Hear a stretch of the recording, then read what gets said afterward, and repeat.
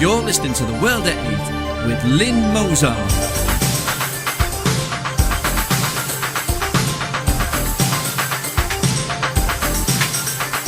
The World at 8, the number one in nationalist news. Highlights of the news today, Monday 7th of April 2014. Illegal workers at Taj Mahal Spice restaurant in Whitchurch, Dorset. Muslim killers receive additional 6 years for jailhouse jihad. Charity Commission opens statutory inquiry into Muslim aid charity. 6 admits sham marriage racket in Black Country. Francis Le Pen bans non-pork meals in schools. No halal meat in town canteens, National Front Mayor. Greeks become poorer despite working longest hours. Donetsk officials proclaim independence from Kiev. Thought for the day, old age or napism for short. And finally, broom marriage, that is male and female brooms, as in the Bible. UK news. Illegal workers at Taj Mahal Spice restaurant in Whitchurch, Dorset have been arrested at an Indian restaurant on the outskirts of Whitchurch, Dorset following an operation by Home Office Immigration Enforcement. Acting on intelligence, officers visited Taj Mahal Spice at Prees Heath at 6 p.m. on Friday, where individuals were questioned to check if they had the right to be in the UK. Officers arrested 4 men at the restaurant, aged between 29 and 67, 3 of whom were found hiding in a loft at the top of the building. All 4 men had overstayed their visas and were placed on immigration bail pending removal from the country. The business was served a notice warning that a civil penalty of up to £10,000 per illegal worker arrested will be imposed unless proof is provided that the correct right to work checks were carried out. This is a potential total of up to £40,000. World at 8, yup, if they pay. Muslim killers receive additional 6 years for jailhouse jihad. 2 Muslim killers who threatened to behead a prison officer after staging a jailhouse jihad at one of Britain's highest security prisons were jailed for an extra 6 years. Feroz Khan, 26, and Fawad Awali, 26, tried to take over HMP Full Sutton near York 4 days after the barbaric murder of Fusilier Lee Rigby. He stormed out of prayer service after the Imam dared to offer his condolences to the soldier's family and visited every Muslim prisoner in a bid to start an Islamic uprising. The pair targeted prison guard Richard Thompson, believing him to be ex-British military, and demanded the release of hate preacher Abu Qatada. World at 8. Wall, gun and bury bodies in pigskins or send them home in pigskin. Charity Commission opens statutory inquiry into Muslim aid charity. The regulator has been monitoring Al Fatiha Global after a newspaper printed a picture allegedly showing a volunteer posing with 2 masked gunmen. The Charity Commission has opened a statutory inquiry into the Muslim aid charity Al Fatiha Global because of serious concerns about its financial management and governance. The regulator said last month that it was monitoring concerns about the Worcester-based charity, which provides aid to Syria and works in Burma, Kashmir and Palestine, after the Sun newspaper published an article on its front page which it said showed Adil Ali, a volunteer for the charity, posing with 2 masked gunmen. World at 8, no change there then. 6 admit sham marriage racket in Black Country. 4 men and 2 women appeared at Wolverhampton Crown Court and pleaded guilty to charges relating to a suspected fake wedding operation which police smashed in a series of dawn raids in October. Mohammed Akhtar, aged 27, of Dunstall Road, Wolverhampton, admitted 11 counts of conspiring to facilitate the commission of a breach of UK immigration law by a non-EU person. Leon Horvat, 20, also of Dunstall Road, pleaded guilty to 1 count of conspiring to facilitate the commission of a breach of UK immigration law by a non-EU person, 1 count of participating in a sham marriage and 1 count of conspiring to arrange a sham marriage. Ishwajot Singh, 25, of Highfield Road, Smethwick, admitted conspiring to facilitate a sham marriage. Sandeep Buller, 27, of Tamworth Road, Crawley near Coventry, pleaded guilty to conspiring to facilitate the commission of a breach of UK immigration law by a non-EU person. All charges relate to events which happened between October the 20th, 2012 and October 13th, 2013. All 4 defendants were remanded in custody to appear in court at a later date. Polish national Marcin Cieslak, 32, of Dunstall Road, admitted to conspiring to facilitate the commission of a breach of UK immigration law by a non-EU person. Ingrid Monova, 35, of Bright Street, admitted a similar offence. Both defendants were granted conditional bail and their cases adjourned.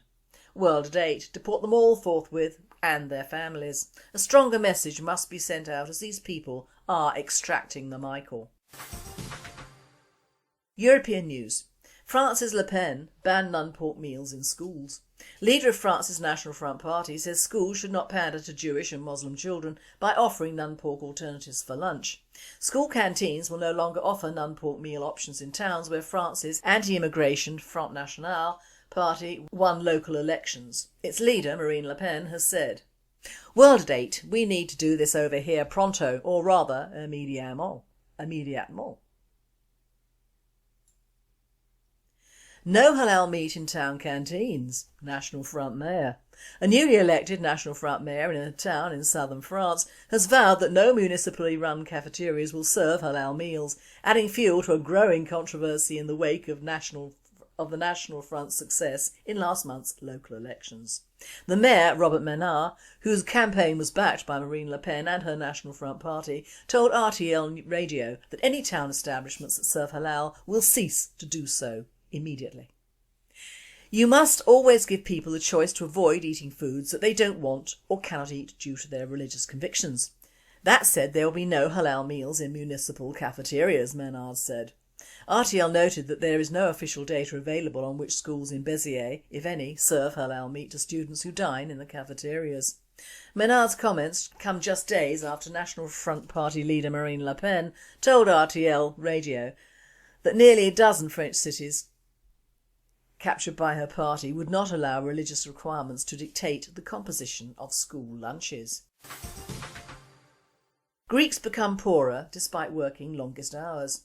Despite Greeks working the longest hours in Europe, poverty in the country became more acute in 2013, according to the European Commission's quarterly review on employment and social situation, made public here on Monday and published by ANAMA MPA. In addition, further reforms of the tax and benefit system in 2012-2013 reduced incomes in all or most households in Greece and Portugal. The at-risk of poverty rate recorded the biggest rise in Greece in 2011-2013. The main reason for the decline was tax increases, pension reductions and the limited impact of social protection expenditure. The Polish came second with 42.5 hours, followed by Cypriots 42.4 hours, Portuguese 42.2 hours and Austrians 42.15 hours. The fewest hours are worked by the Finns 39.7, Hungarians 39.8 and the French 40.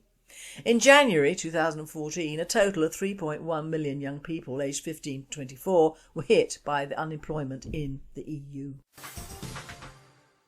World news. Donetsk officials proclaim independence from Kiev.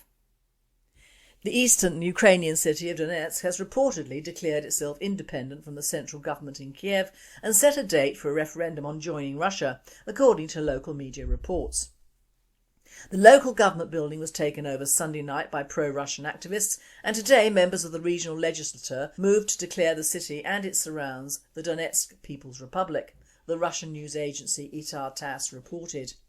The Ukrainian Prime Minister denounced the creation of a separatist state, describing it as part of a Russian plan to invade the east of the country. Arseniy Yatsenyuk told an emergency meeting of cabinet an anti-Ukrainian plan is being put into operation, under which foreign troops will cross the border and seize the territory of the country. He added, "We will not allow this." In a series of developments which appear to show Donetsk following in the footsteps of Crimea, politicians at a session of the Regional Council reportedly passed a piece of legislation entitled An Act on State Sovereignty of the Donetsk People's Republic. In the same session, legislators have also apparently passed a decision in favour of holding a referendum on joining the Russian Federation, to be held no later than the 11th of May.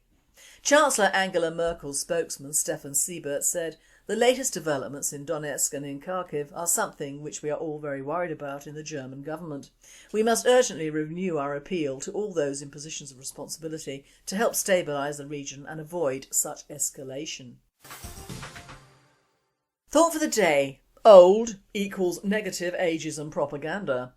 Old age? Poppycock. Nationalists don't get old or fade away, they go out with a bang for sure.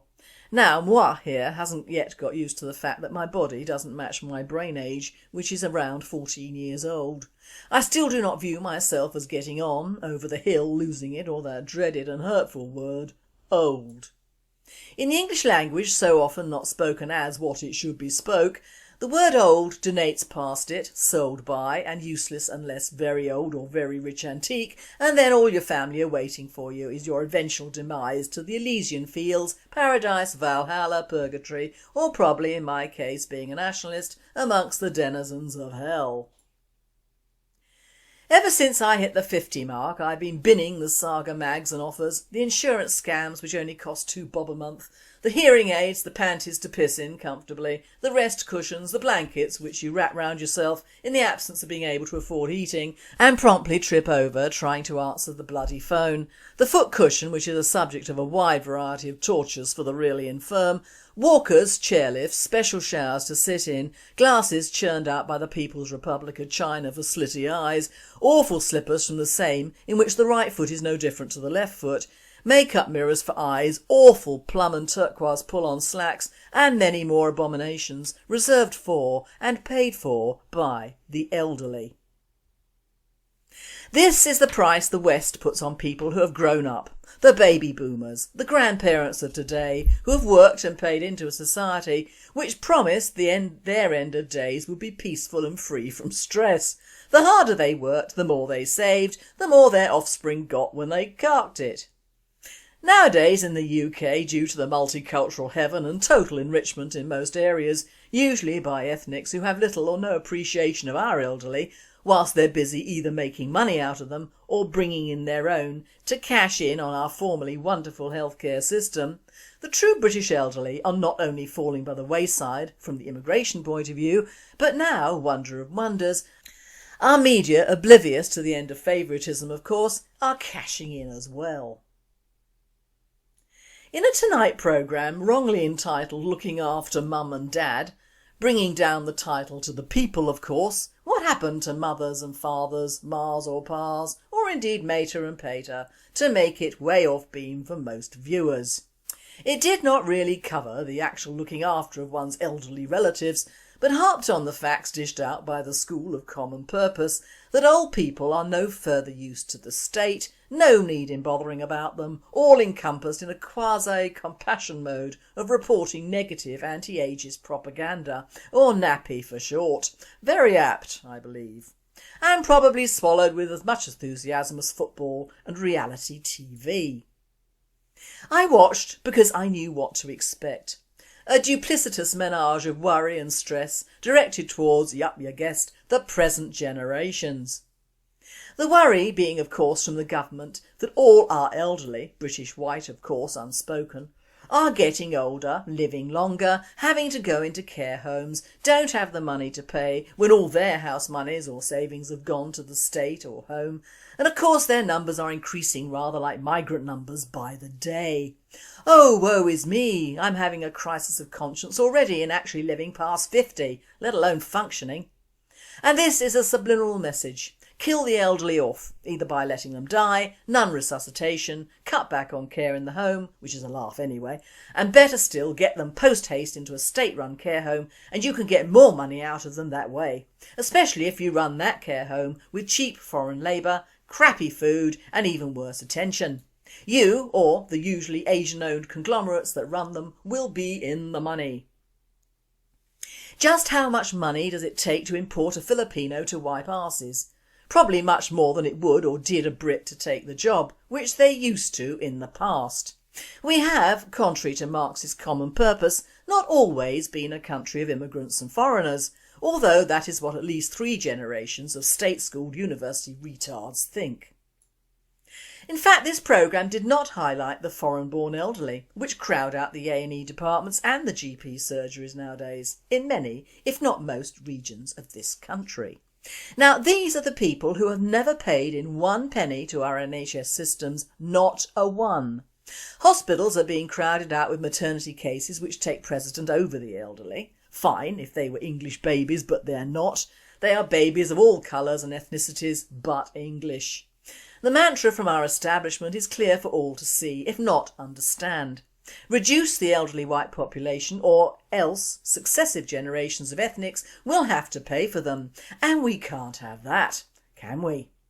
And yet we elderly are supposed to pay for the migrant elderly, ill, babies, HIV cases, leprosy, TB, smallpox, various religious mutilations, co-joined brats, wounded from Afghanistan or Iraq, and in truth anyone of a different colour that has chosen to come here and play at being British to get what they want. However, we oldies, once we cannot pay any more into the system for these foreigners, are forbidden by the establishment to have any sort of standard of living or say so in what are the last decades of our lives. And make no mistake, the media and government-backed think tanks are all reading off the same page here, and it doesn't make happy reading. The one and only true sentence that went out amidst the negative anti-age propaganda was that our children and grandchildren will not be able to get on the property ladder in order for them to qualify for not only helping their old relatives but themselves when they grow older. And this is true. And why, you may ask yourself, though I doubt whether anyone really did this in Sheepsville, Barbar Land, UK. This is because immigration is taking all our land and available houses from us, and various governments are being exhorted to build on yet more arable land to house yet more immigrants to come. Don't think for a minute that any one of the main three parties and the lag-along UKIPers will do anything about this. They won't. The ethnic vote is too powerful now, but then it was always supposed to be that way. For the last 3 decades a relentless and steady message has gone out, and it is almost out of the Marxist textbooks, in how to reduce a country and its population to a controllable factor. The only difference so far is that unlike Stalin, we have stopped short of actual physical genocide, but have gone about it with a very clever and hidden agenda. Illuminati and New World Order, take note. Also note these actions are promoted by TV and the media in some form or another to make them appear normal courses of action, alias for the good of the people. Voluntary euthanasia, for the sick whether mentally ill or physically, for the no-hopers and for the detritus of society. Immediate abortions for white babies in the form of the morning after pill and established clinics, alias abortion without question or responsibility. Adoption after birth is not encouraged as it would affect the ethnic growth stats for the UK. Our elderly encouraged to die or put themselves out of society into homes run by the state or large corporations. Made to feel superfluous at an age in which they should still be useful. Younger generations made to dislike them for still living and for the fear they may be liable financially for them. You must remember we are talking of the me generations here, all propagandised for years. Disintegration of the family and family values speaks for itself. Parents split up, divorce is made easy, single mothers get more help than married mothers, families are encouraged to move away from their roots, which is stupid in a country as small as ours, ostensibly for work, whilst we pay exorbitant amounts of money for new roads and railways. Lots of media news on Alzheimer's and senile dementia. In fact, although we know different, the old adage is coming up trumps in that people are living longer and all are going to go batty, undermining the already undermined elderly in our country. The truth is we are apparently living some 10 years longer on average, and they have had a cure or something near to it for years for Alzheimer's, which they are holding back on. But then, like the everlasting electric light bulb and the non-cancerous fags, they simply do not come to light. Why? Because too many of the white Western Christian people would survive, and this does not suit the Zogs or their lackeys, because our government or state does not want a healthy white ageing population who have been taught to think for themselves and not to believe everything they read in the Daily Mail or see on the TV. Go to http://www.nrimed.com for the video and information from Australia for perispinal enterancerat. Try saying that one. It's obvious to even our sheeples that blacks and Muslims are encouraged to come and stay here to famille as well. Most of the EU migrants not making the anti-immigrant headlines are Eastern Europeans, Muslims and Romas, and Africans and Arabs that travel from and through the EU countries. The New World Order is busy looking after and funding these people and won't stretch to looking after us. The last thing that is wanted is the prime thing that is needed in this land. White, middle class or working class, mature and financially sound persons. Not crippled with worry or stress or simply forgotten by a society, misdiagnosed with dementia and put somewhere that makes them go senile quicker, and appreciated by not only their own kith and kin but are able to live near each other if help should be needed, alias as in days of old. Now we are a Marxist dream come true. True genocide means killing off the sick and the elderly, preventing babies from a certain ethnicity being born, propagandising the remaining subjects to believing what they see is good for them, and preparing a country with a clean sweep of the original culture and replacement with a new culture or cultures. It means breaking up and breaking down family and all things associated with a united society. It means war on any existing religion in that country and its adherents. Opposition will not be tolerated, alias a true fascist state. This programme made me feel old, unwanted, unloved and unnecessary, just as it was supposed to do. And worse, made me feel worried about my future in my twilight years.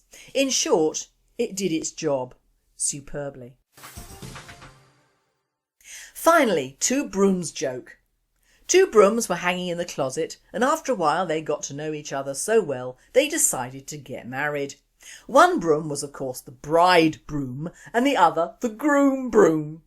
The bride broom looked very beautiful in her white dress. The groom broom was handsome and suave in his tuxedo. The wedding was lovely. After the wedding at the wedding dinner, the bride broom leaned over and said to the groom broom, "I think I'm going to have a little broom." "Impossible," said the groom broom. Are you ready for this? Brace yourself. This is going to hurt. "We haven't even swept together." This presenter says boom boom groom. You've been listening to The World at 8. I am Lynn Mozart and I wish you all a very good night.